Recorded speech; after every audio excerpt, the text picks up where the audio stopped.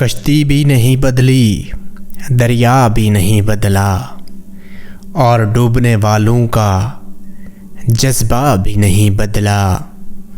है शौक़े सफ़र ऐसा एक अरसे से यारो, है शौक़े सफ़र ऐसा एक अरसा से यारो।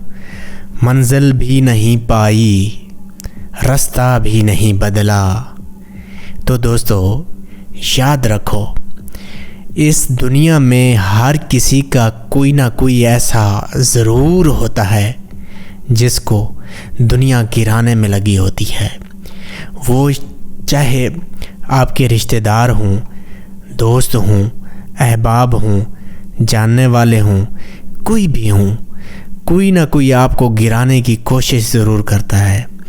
अगर आपने उनसे अपना रास्ता अलग कर लिया और उनके साथ अपनी बातें जो शेयर करते हैं खामोशी इख्तियार कर ली और बताना छोड़ दिया और चुपके से मेहनत करते रहे, तो और अगर आपने रास्ता ना बदला और मंजिल ना भी पाई हो, रास्ता भी ना बदला, तो आप इंशाअल्लाह कामयाब होंगे।